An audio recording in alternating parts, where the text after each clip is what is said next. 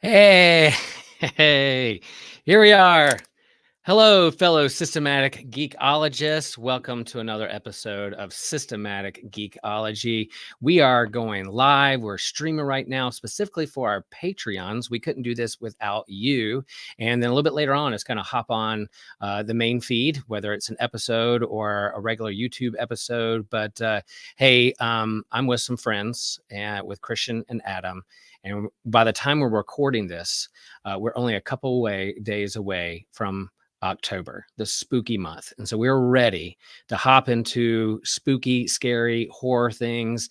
And I don't know about you guys, but similar to Christmas, sometimes October and spooky things hop on the shelves and start making their way into neighborhoods and houses around July. So we've been ready for a while, and then there's also that kind of time frame when it gets really weird, where people put Christmas stuff up next to old Halloween stuff, and you really see the dualism of Christmas and the light and the dark. But anyway, I digress. Welcome everybody. Glad you're here. Today's episode is going to mainly be about the mainstay. Up there in the top 3 monsters and horror genres of all time, and it's zombies. We're going to talk about zombies. I have a deep ongoing relationship with zombies. I can't wait to share that story.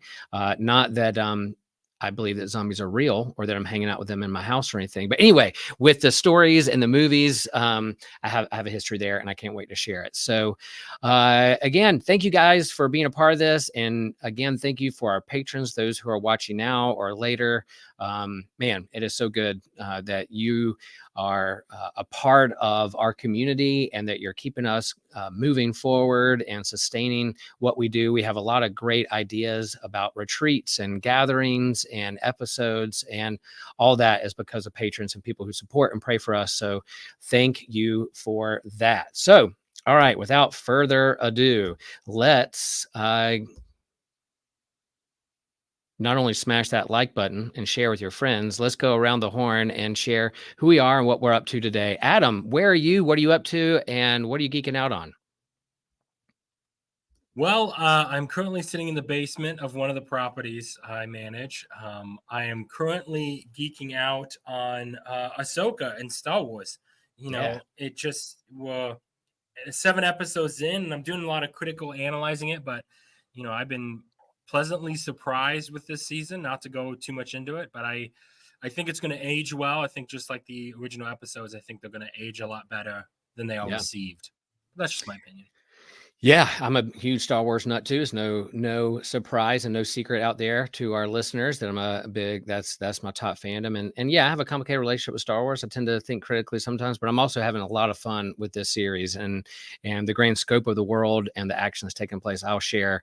Yeah, that's what I'm geeking out on too. There's been some people who've given me some book recommendations. My daughter gave me a recommendation of a book called How to Lose the Time War. And it's this kind of back and forth between these two. I can't tell if they're androids or robots or humanoids or humans going back and forth in time to like what's the word I'm looking for? To subvert time and history so that it benefits the organization they're working for, but the other rival organization is doing things to hurt them as they're trying to do it, and they're passing these letters back and forth, antagonizing one another. So it has kind of a screw tape letters feel toward about it. It's pretty remarkable. And so I'm a couple chapters into that, and so I don't know. Sure, if things are popular enough, they'll make it into a TV show or a movie. I don't know how they do that, but who knows? Fantastic book. Christian, where are you? What are you up to? What are you geeking out on? I'm currently in my dorm in Louisville on not spring break, fall break for this next week. So I'm ready to rest and have some relaxation there.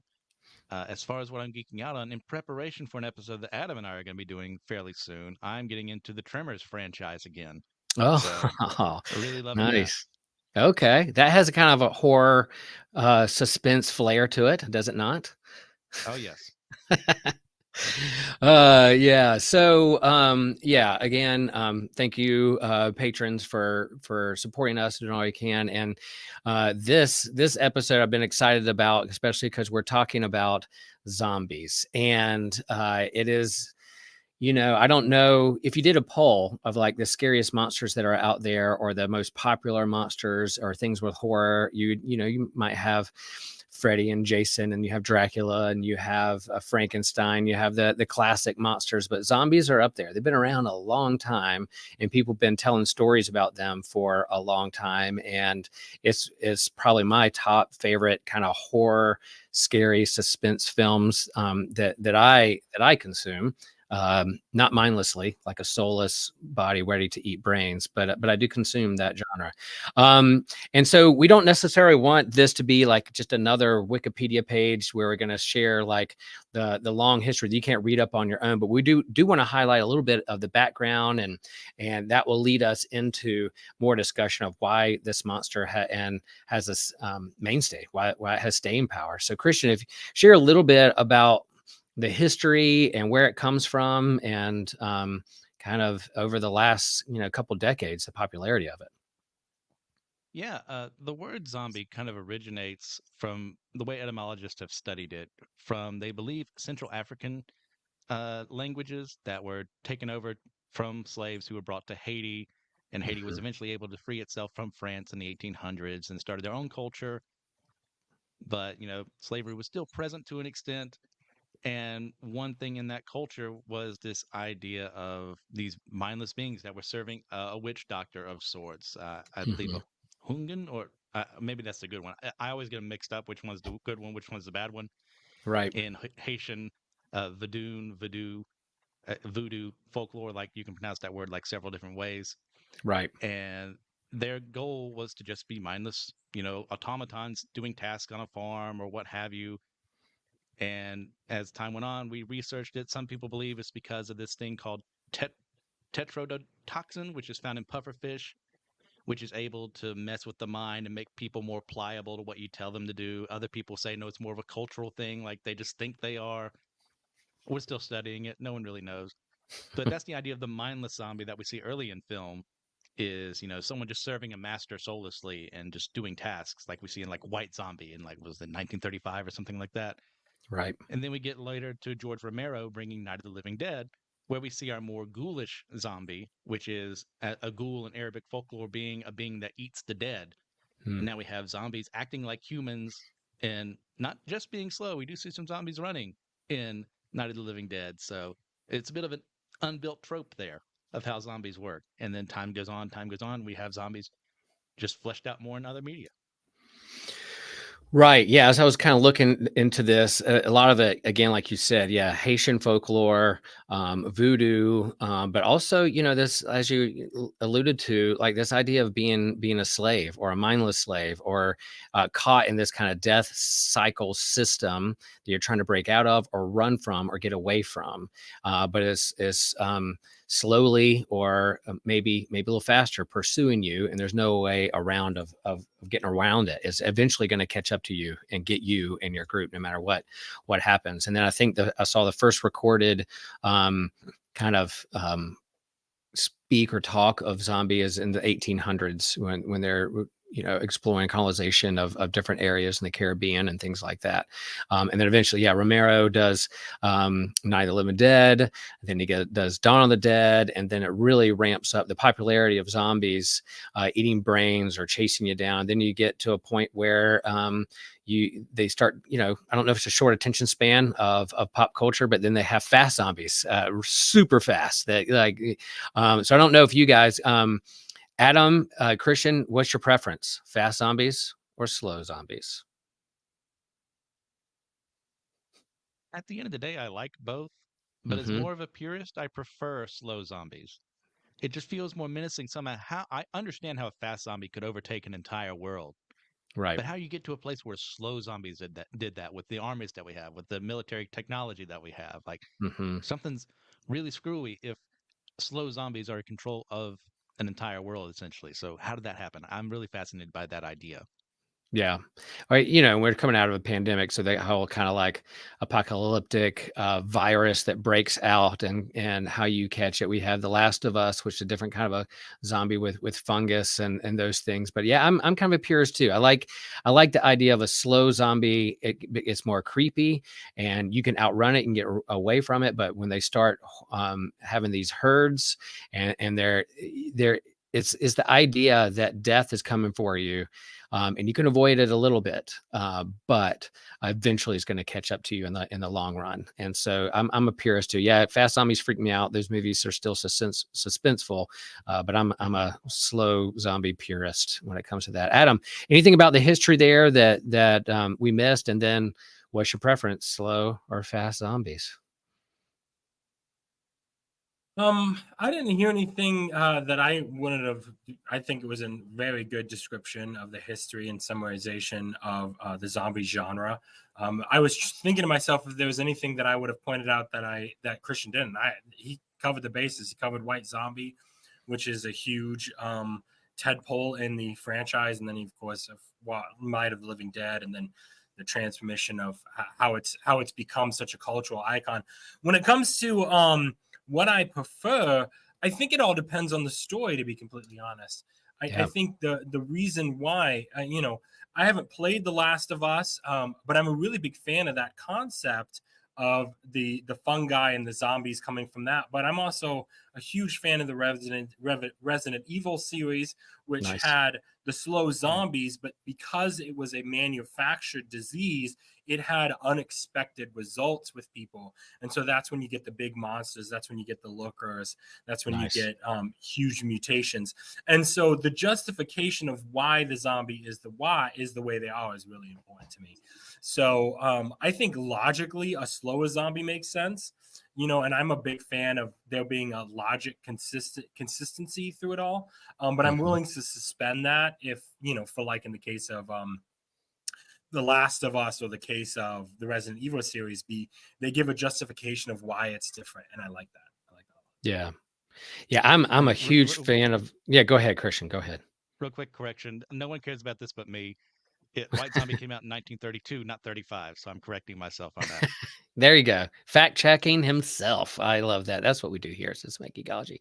Yeah, I'm a big fan of, like, I love the initial origin story of people trying to figure out what's going on with the zombie outbreak. So it's like there's the mystery, they're trying to figure out what happened, and then you get down to like the source of it all. Is it just like radiation got too close to the earth, or a literal virus, or something the CDC manufactured, or got out of a lab somewhere? Like those kinds of things really interest me. So I love that initial outbreak origin story of zombies. It draws me in. Eventually, I think it, like Walking Dead. I was a huge Walking Dead fan back in the day. Not so much anymore. I think it wore out its welcome, and the storytelling choices on TV were suspect for me. But eventually you don't want to explain it away too much, but then eventually you got to get to a point where you're like, yeah, why is this going on? We gotta figure this out. So yeah, I love this. All right. So Adam, share with us, what is your relationship to zombies? What was your first experience? And then is it an ongoing relationship that you have with zombies now? How did the outbreak happen for your zombie fandom? Outbreak. That is a good choice of words. There you go. My one of the first video games I ever beat was Resident Evil 2 on the N64. It came out in late 90s. It was a port from the PS2, not the PS2, the PlayStation port. And I was really obsessed with the Resident Evil games for many years. I played them quite often, quite consistently. I played the snot out of Resident Evil 2, both on console, and then eventually I got it for PC. And the PC port was so much better than the 64 port, but I didn't know any better. It was a 64 game. So I was always a really big fan of that. I did try The Walking Dead for a little bit, and I don't have as much of a love affair with the zombies as most people, but the other thing that really I loved about zombies is the game that came out called Left 4 Dead, which when it came out, it was a PlayStation, it was an Xbox 360 PlayStation 2 game that came out, and it was basically you were a group of survivors running through a labyrinth, an ever-changing labyrinth. No boy. In cityscapes or parks and stuff, and it was a 4-player co-op. So I have very vivid memories of it being like 2 a.m. It's pitch dark. You've got 4 grown men in college with 2 TVs linked up, and we are screaming at the top of their lungs while this huge giant mammoth tank of a zombie is charging us down a small hallway. And that's the kind of stuff that I love, that interaction with zombie media versus more of the sit from far back and watch it kind of thing. That's where so zombie video in video games is a huge fun thing for me. Nice. Now, in terms of Walking Dead, you're talking about the TV show. Did you read the comic at all, or was it mainly like try the TV show out a little bit? I did the TV show for several seasons, and you said it perfectly. It wore out its welcome. I mean, it got to a point where there was no reason to invest in it. There was no reason to care about any of these characters. It's such a pillar of what's wrong with filmmaking. Not to get on the tangent, but it's such a pillar, an example of what's wrong with modern filmmaking and modern storytelling. Is there's no ending. They don't know how they're going to end things. They just keep regurgitating. But we won't go there. I did try the comic book, and it was interesting. You know what I mean? It just wasn't. It's the interactiveness of zombies that I've always really liked. I love zombies in video games so much because of, my first real interaction with them was the Resident Evil games. Yeah. Nice.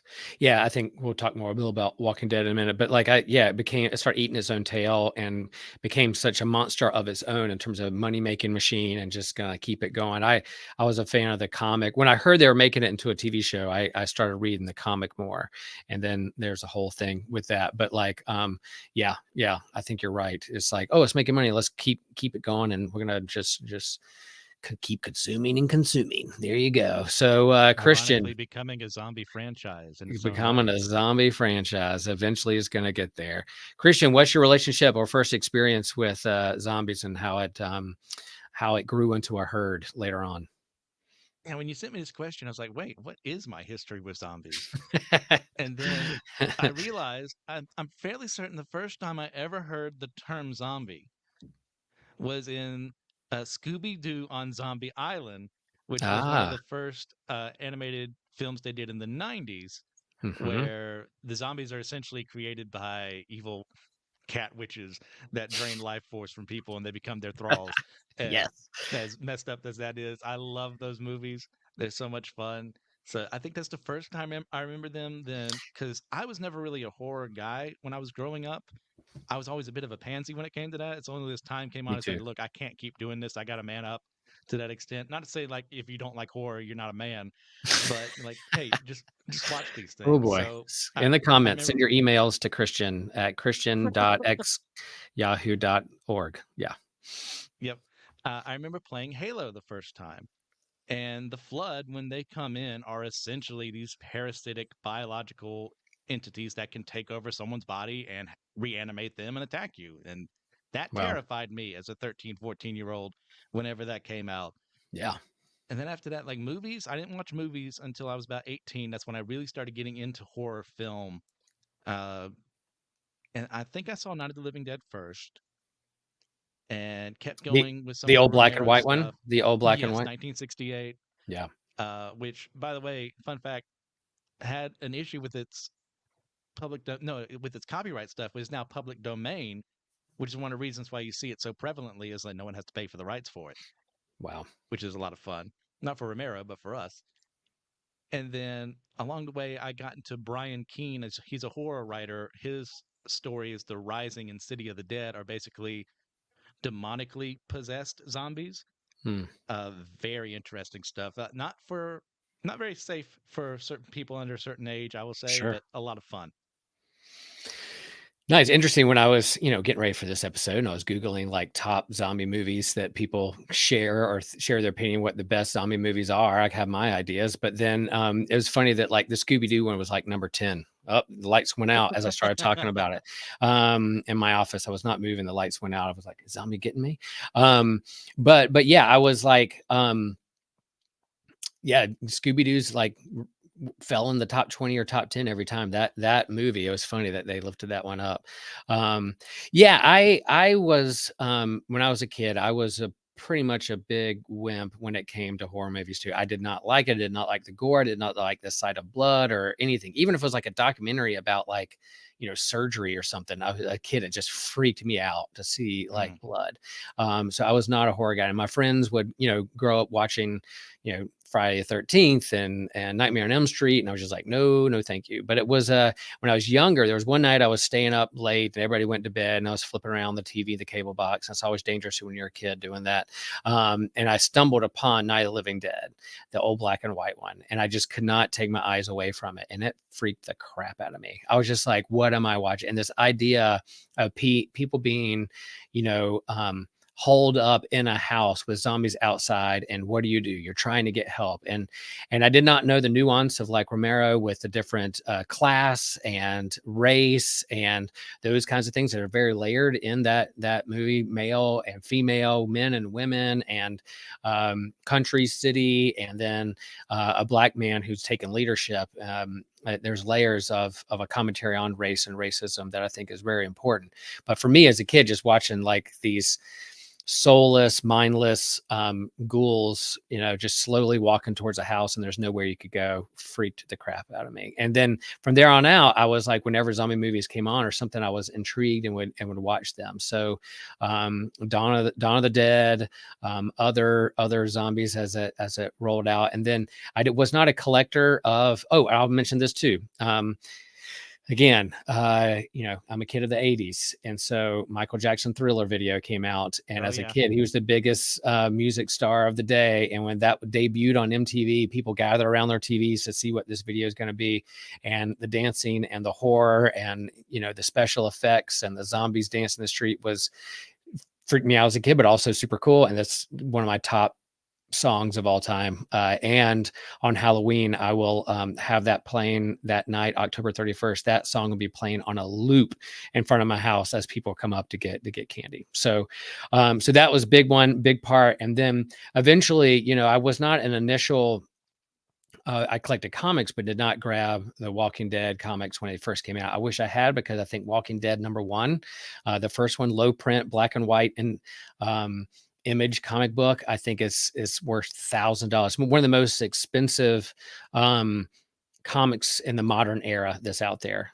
So of course, first appearance of Spidey, Batman, Superman, all those are pretty high. But if you could have a first print of Walking Dead #1, you're sitting pretty on some money, just because it's just a junky black and white zombie. But then it became popular, and I started collecting before it hit the 100 mark. And then there were rumors that they were making it into a TV show. So I started just binging the trades and the graphic novels. It was just a fantastic story about a dad and his son and survival, and what do you love and what do you not love, which I think gets to the heart of what zombie and apocalyptic literature does.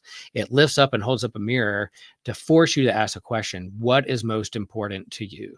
What if when death is on its way, when chaos breaks out, what are you going to grab out of your house that's important to you? Your pictures, your guns, your money?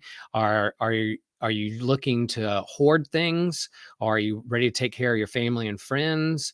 Are you, do you want to like take advantage of others and hole up behind walls and you're the leader and you're gonna, there's all these ideas of what would you do in an apocalyptic story, and what would you try to protect and save, and usually what you lean into is what you care about the most. So I think, again, Dawn of the Dead, the context happens, this is Romero's, I think, second film, zombie film. It happened about 10 years later, I think, after Night of the Living Dead. But they hole up, and a group of different diverse people, instead of getting into a house, they're into a shopping mall. And so it's not only a commentary on race and racism as it was, but it's now consumerism, mindless consuming, and what does that say about us as consumers, and how we get along with one another. So yeah, it provides this opportunity to lift up what does it mean to be human, but also like, what do we care about the most? For you guys, what is it about, you think, about this genre and this monster that has its staying power? What is intriguing? Not only just to be scared and go through a haunted house and feel suspense, but is there something that this genre lifts up that we're still working something out as human beings in this world? Well, you brought up a good point about the mirror reflecting us in Romero's stories, especially. I'm not a big fan of his, anti-military takes that he goes on along the way in his Right. author tracks. But when it comes to that sense of people as people, what is it exactly about us that we feel safe right now, even though something could happen tomorrow and we'd all be at each other's throats? It doesn't have to be zombies. Like that's a big thing about the post-apocalyptic genre is humans right now we maintain this sense of peace, but is that real? What Yeah. is if something could happen that destroys that peace in a second, do we really have peace? And that's something you see in those films. Like his answer is no, and to an extent I agree. And as well, Right. zombies are those things that doesn't matter how many you put down, they keep coming back. There's more, and depending on what franchise you're in, sometimes even a bullet to the brain or the heart doesn't kill them. Like, how do Hmm. you stop a thing like that? What is it in our society right now that feels like this oppressive force that no matter how much we fight against it, keeps coming at us and we Yeah. feel overwhelmed by it? Yeah. Yeah. And we saw that, again, with our global pandemic, the fragility of society when you mess up the norms in our normal routines, and that we have to shelter in place, or we have to take care of one, or we're debating around science and viruses and things. Like, you saw how fragile it became pretty soon. And then again, I'm thinking of like, how am I taking care of my flock at church? I'm worried about those I can't see. I'm worried about my family, my elderly parents. I'm my kids, like their health. So I lean into those things I care about the most. And again, it wasn't like I was not worried about whether the NBA could finish its playoffs. I was worried about like the well-being of my people. So what's really important out there? And then what am I just like doing mindlessly to waste my time that doesn't have greater importance? So I think the apocalyptic genre is important to lift that up in a kind of science fiction way or horror way, whether it is like the culprit, aliens or robots or viruses or zombies, that fragility of society, and then watching and caring about characters and seeing what they're going to do to take care of their own, is very intriguing to me, and kind of a movie and storytelling point of view. Adam, what you got, man? What are you thinking about this zombie thing that has its staying power? Why do we care so much about zombies? Or Well, believe it or not, I actually think it's one of the many fundamental evidence of God in us, and because we are so terrified. You hear this all the time in popular media and culture. Well, humanity is ultimately good at heart, but yet Hmm. we are obsessed with these movies where when society collapses, how ravenous we become. It's because we fundamentally know that there's something fundamentally wrong with us. And so when we look at these lens, what would happen if our society collapsed? We're actually looking at, well, when you pull away the niceties, when you pull away all these expectations, what's left? And I think the reason why zombies especially are so horrifying is because not only do they depict, like everything we said, it's such a criticism of our society just naturally. Even when you look at the history of zombies, not to go on too much of a tangent, but when my research, part of the way they would, when you had slaves back in Hades, they would be like, don't commit suicide or you might become a zombie. And so it was used. So Ah, that was a bit of a tangent, but no, it's, that's a good point. Oh yeah, that's the when we common look at our mythology. society now, it's not just, I lost my train of thought there for a minute. Now I'm trying to come back. But it's such a reflection of our society and a reflection of what's that burning question of like what's really beneath and who we are really beneath. And for zombies being so terrifying, it's because we're not looking at a cloud of death coming towards us. We're looking at people. We're looking at people we knew. We're looking at friends and family. You know what Ah, I mean? And even though they're gone and different, they're just that unknown, that crushingness is coming towards us. And as we believers in Christ, we have faith in what's to come. But people that don't believe it is, the what beyond is so terrifying, and then to see that very beyond take shape and take form as our loved ones and the people around us now coming towards us wanting to destroy us. It's very horrifying. Yeah, good point. Yeah, I like that. There's inevitably in a zombie story, movie, TV show, comic book, someone will watch one of their loved ones die or get bit by a zombie and watch them deteriorate and become a zombie. So they're like, oh, here comes death. I got to watch you become the very monster that we're running from. And then do I have the will or the way to like, put a bullet in your head to kill you off, or how tragic that would be to look at my loved one who now became a zombie, to kill them off so they can't hurt other people. I think that's a big part of that genre. And then, like you said, it being used, the mythology or the superstition being used to manipulate a whole society of people, or the slaves, to keep them in line, to keep the church has done that before. Other religions and governments have done that before to manipulate others, and that kind of this sense of terror and horror to make them do what they want them to do. So yeah, we have to own up with some of that as well. And you bring another good point that, like, yeah, how do we face death? It's a taboo subject. Yep, we're going to die. The Lutherans and liturgical churches have this whole day, a festival day that we call Ash Wednesday.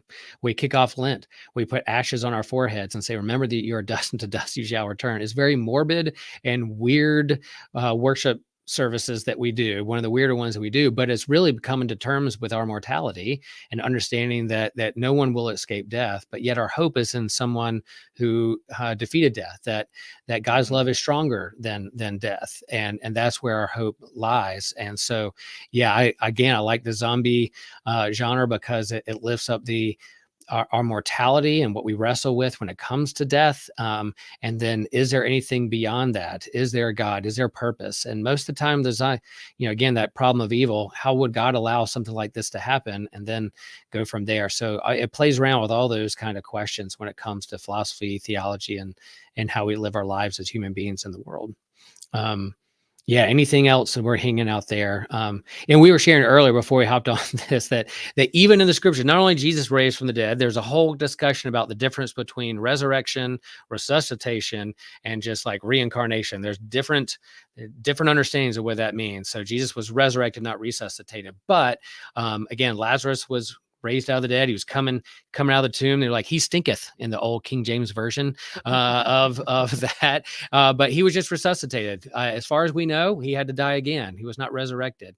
And then there's this vague short passage Matthew drops at the end when Jesus dies, and before he's raised again, the graves start rattling, and then people see loved ones walking around who were long thought dead. So that, for me, is like, oh, okay, Jesus is already rattling the graves with his resurrection, not as a zombie outbreak, but as a race to new creation, a new life. And I would like the story. A friend of mine were thinking about, what if, like, here's your story pitch idea. I hope no one out there steals it, but we're here on YouTube. We're going to share it.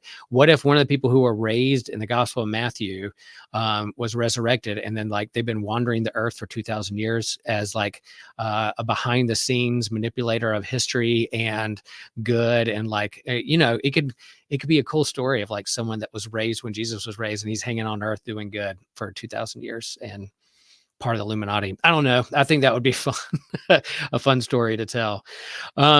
Cool. So, all right, gang. You shared a little bit before, but share. What are some of your favorite zombie? It could be your first love. It could be the video games. It could be something we've already shared. But what were your top zombie stories? It could be Scooby-Doo. It could be a random one out there we don't know about or haven't talked about yet. Adam, start with you. What's your favorite zombie stories? I mean, the story for Resident Evil 2 will always have a special place in my heart. It's such an intriguing thing because, these two characters who don't know each other just kind of stumble on, the zombie outbreak as they come into this town, and everything's quiet and things just kind of ramp up, and you see these two competing narratives going back and forth between each other. And that was always a big fan of me. And then the more I dived into the Resident Evil world and the universe, how much I really appreciate it and liked its motto. And I think of it as I think it influenced a lot more than we give it credit for. Being, I think the first game came out in the late '90s. I think it's such a tentpole of what I think of when it comes to modern zombie media. I don't really remember. I don't remember being in the early '90s sitting around talking about zombies. They had zombie movies. There's always been zombie Right. movies. I think 5 or 6 movies came out that were all zombie related the year I was born in '87. So it was a part of the culture, but I don't Yeah. think it was as invested in the culture until you saw the late '90s when Resident Evil came out, and then it led into The Walking Dead, and then it became this huge cultural 10 point. But I could be biased. I just could be biased. I didn't do the full research on it, but I just love that universe and love that character of it. Starting out in a mansion, and then in the second game it bleeds out into the city, and then in the third game it bleeds out even farther of that, and they keep having these, and as the universe, and I think it too got a little conflated, but you still having little outbreaks pop up other places, and I just have always liked it. Now, you play the video games. What about the movies themselves? Have you watched the movies? Do they hold up? I have not seen. I'll confess, I haven't played one Resident Evil video game or seen a Resident Evil movie. Do they hold up? Are they worth seeing? Should I dive into that this Halloween? The first one is the closest. There's been several animated films that came up that I think were a little bit more accurate, but the issue that you faced in the issue that you faced in the zombie genre as it's moved away, and it's the same thing that happened in the vampire genre or any of these horror film dramas. Uh, After a while, things shift from the niche that it is to a more Mhm. broader appeal. So it was a little niche at first, but ultimately it all devolves into action adventure, which Nice. is true of a lot of these genres. It devolves into that because it's the most applicable to the most amount of people.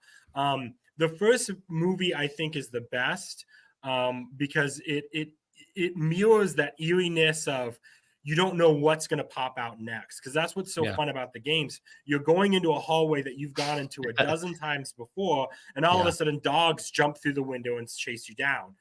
And you have that a little bit more in the first film compared to the rest of the film, compared to the rest of the films, and even the later games. After the third and fourth game, Code Veronica, when you get to the fourth game, it really becomes action focused more than survival focused. So, if you like the action zombie genre, they're Yeah. good. If you want a little bit more of the classic horror zombie, you can watch the first one, but even then, it's still really toting that line. But so did the game. Yeah. So it's pretty good. It's pretty good. So you're telling me there are zombie dogs. I'm gonna have to kill a zombie dog. I don't know if I can shoot a dog. Maybe a Oh zombie yeah, Man, person, there's human, a little zombie too soon dog. there's right now for zombie you. crows. Those are awful. The zombie crows flying in Dang. at you. That's awful. Oh my And I gosh. mean that's the least. There's also like skinless, not to get graphic, but there's skinless monster zombies with huge giant tongues and giant claws popping off Okay. of roofs and things, and mutant Okay. crocodiles that are coming out. So Zombie croc. if you get a No. chance to play the remakes, if you like Yeah. video games and get a chance to play the remakes, they're worth it. I think they've done a good job of capturing the original stuff. Good stuff. Christian, how about you? What's at the top of your zombie story? Go to zombie, your favorites. You want to make sure we I'm gonna have to mention. limit myself. I have a I lot. know it's hard. It's hard. Maybe two and a half, Uh, 2 or 3, 2 or 3. Man. I'm gonna list Okay, 5, but so you list 3.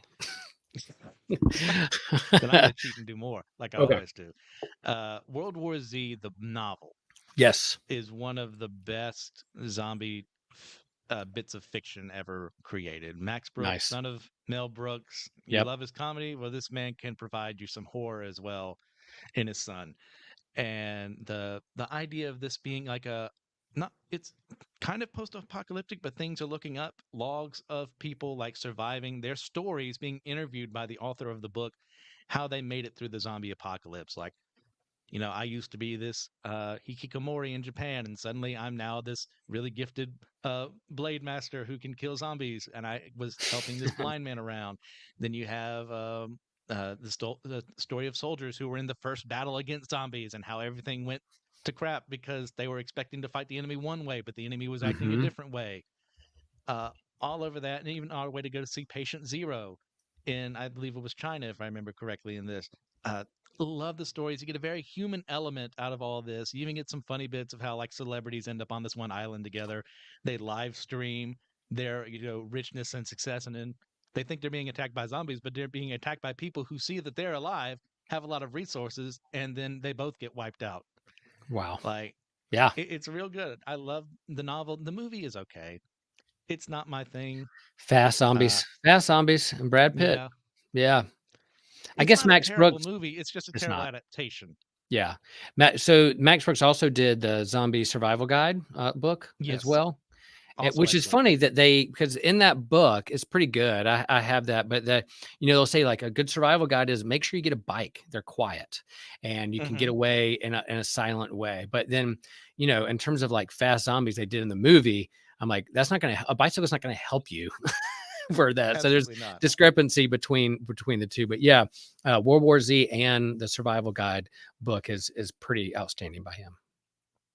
Let's see. Then, of course, there's the Evil Dead franchise. I'm a huge Evil Dead guy. Love what Sam Raimi did with that world there. The newest movie was really good too. Wow. Just the more demonically possessed aspect of zombies, of a corpse being reanimated by this demonic eldritch entity. So you get to your Lovecraft relationship there too, and that the Necronomicon is there. Hmm. And how do you fight them? Well, if this wasn't a horror comedy series, the Earth would have died. I mean, the way Right. Deadites are handled, which is our zombies here, like they're just too powerful for humans to overtake. Unless we're all actively up against them, I don't see it happening. But because of the movie, it's a lot of fun. I mean, even when you go to Army of Darkness, Evil Dead 2 is probably my favorite horror film of all time. Wow. But Cool. like going to medieval with zombies, I loved how they handled with that. Hmm. Ash versus the Evil Dead, the TV show, I just finished that this year. A ton of fun. Really enjoyed that. And comics wise, too, Ash shows up in the Marvel Zombies book. Hmm. He had a crossover with them. I'm not big on Marvel Zombies as a whole. It gets a little too grimdark for me. Yeah. And that's one thing sometimes with the zombie genre, you can get too much, too bleak, and people stop caring. Like, that's why I stopped watching The Walking Dead. It's like, oh, okay, humans are the real monsters. I get it, blah, blah, blah. No matter where we end up, Yeah. people are going to die, sure. And then I stopped caring. But Marvel Zombies, you kind of stopped caring after a bit. But the crossover that they did with Ash was a lot of fun because it puts him in there naturally and has him be his sleazy self hitting on the Scarlet Witch and Dazzler and causing a bunch of discord there. Yeah. And then my final one, and I'll be done, is Train to Busan, which Okay. is Yep. a Korean film. It has fast zombies, but they're done really well. There's a ton of menace there. They really enhance the lore of how they work. Like, are they sight based? Can they hear people? And like, why are they fast and all this? And even its sequel, Peninsula, is pretty good too. Korean horror, not really something you're going to go away feeling that wasn't worth my time. I really enjoy what they do. How do you spell the last Train to what? Busan. Okay, cool. And I think, is that on Netflix? I think it is. I could be wrong. I believe it was at one point in time. At one point.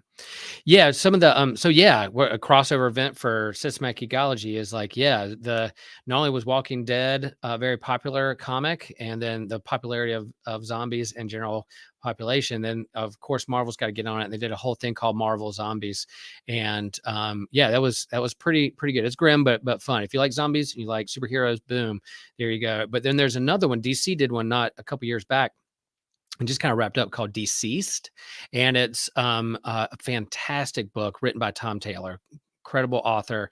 And it's like Darkseid lets loose something, the anti-life equation that turns people into zombies and monsters. And you can imagine if like Superman becomes a zombie and it goes after people, you're in trouble, or Wonder Woman. So and then who survives, who doesn't, and what happens. It's a fantastic story. I would, if you like superheroes, you like zombies, get that graphic novel ASAP.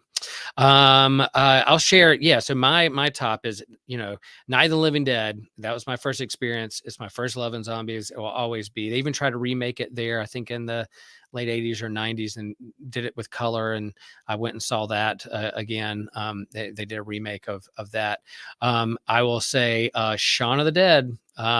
Absolutely fantastic. Simon Pegg, Edgar Wright, they can do no harm and no wrong in my book with what they do and some of the stuff they creatively put out. But like Shaun of the Dead, I think there was such a and I like 28 Days Later, and a couple of the other ones that have fast zombies. They're creepy. There's something intense about that. But I think Simon Pegg was like, let's get back to the purity and the original intent of zombies being slow, that you can get away from them. But when you get a whole herd of them, it's gonna be a mess, literally. And then what do you do? Who do you care for? Who do you protect? And then how do you live with the fallout from this? So I think Shaun of the Dead is up there. 2004 movie. It's up there as my favorite all time. And then I'll just shout out Thriller again. That music video. Pull it up. It's long. It's the music. It's also classic kind of horror, and for a PG audience, back in the day. And it's another video that I watch every Halloween. I pull it up and do that. We'll see if you guys thought of what's your thoughts on like Zombieland and that franchise? Have you seen those? What do you think of Zombieland? Have you seen that movie? What do you think? How does that hold up? It's a ton of fun. It doesn't take itself too seriously. Like you have your zombie horror in there, Mm-hmm. but like ultimately it's about the characters, and I'm always about that. Yep. Adam, you familiar with it falls in the same genre. It falls into the same genre as me as Dracula Dead and Loving It. It's kind of it's kind of more of a parody. A little bit different from Shaun of the Dead. I felt like Shaun of the Dead was grounded more in, it's more comedy parody adjacent than it is a full-on parody, because there was real stakes and there was real consequences, and you know what I mean. Versus the Zombieland, it really is just a parody. These four characters they've stopped, nothing's gonna happen to them. As soon as Bill Murray shows up, you're like, okay, I see where we're at. You know what I mean? So yeah, it's very much Dracula Dead and Loving It, which is a hilarious film and an excellent vampire film, and but it parodies the genre more than it does add to it. Yeah, and I think, like all big time genres, they have the different you have comedy, you have horror, you have nonsense, you have touching, you have drama. Like you can really go anywhere you want to go with zombies. Like there's TV shows, lighthearted TV shows. There's Walking Dead. There's the Romero goes back to what it, all those things. You can pick whatever flavor ice cream you want of zombies that are out there. But again, it's one of those most popular horror and genre spooky monsters that are out there, and there's a reason it has staying power. And I think we can have fun with it, could be entertained by it, but I think also we miss the point if we don't allow it to hold up a mirror to look inward about what we believe about life, what we believe about death, what we believe is important or not important. And then we can't escape death, but then what is God's response to death and to life? And so that draws in. We worship and believe in someone who rose from the dead. So I think that's important when it comes to when we think about these things and have spooky time here in October. And when you move to the end of October and into November and you see Halloween stuff beside Christmas stuff, I think that's a good snapshot about where we are in culture. Guys, anything else out there that we left hanging out there we want to say about zombies with our friends and patrons out there? Go out and explore. There's a ton of fiction out there to read or watch or what have you, or to play. Like, it's a lot of fun for most of these. If it's not your thing, it's not your thing.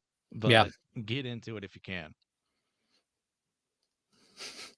Adam, how about you? Anything? No. I think it's such a. I think if you're a big film history buff, you really need to look back at some of these films because how influential they were.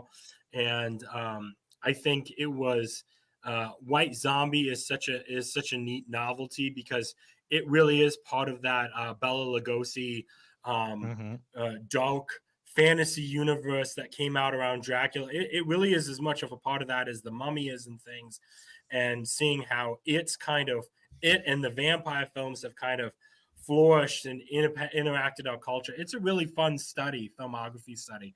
So if you're really into film and filmmaking, I highly recommend tugging on that loose thread and seeing what unravels. Yeah, that's good. I'm going to take that recommendation because I don't think I've seen White Zombie. And as much as I have kind of a love, hate, and weird relationship with zombies from way back when I was a kid, going back and seeing one of the original portrayals is something I'm probably going to do this spooky season. Yeah. And so, again, thank you all who are watching this or listening to this. Share with us your favorite zombie stories. What did we miss? What are some part of the history or the philosophy or theology behind it that we missed or you'd like to share and lift up? Share with us one of your favorite movies or comics or TV shows, and let us know. Engage with us on social media. We're on Instagram and Facebook and here on YouTube. And it really helps if you do smash that like button, the thumbs up, and share with your friends and comment in the comments, because that helps us move out into the algorithms out there. And one of the things we really want to do with our show is to share the geek, share the faith, and remember and remind those who are out there that you are loved with a love stronger than death. And so share with your friends and guys. It's been super fun. We'll keep at it, but Christian, he just was eaten by a zombie. Oh no, Adam was just eaten by a zombie. I'm the last one. I don't know what's gonna happen. Oh no. Bye, y'all. I'm so sorry. I'm so sorry.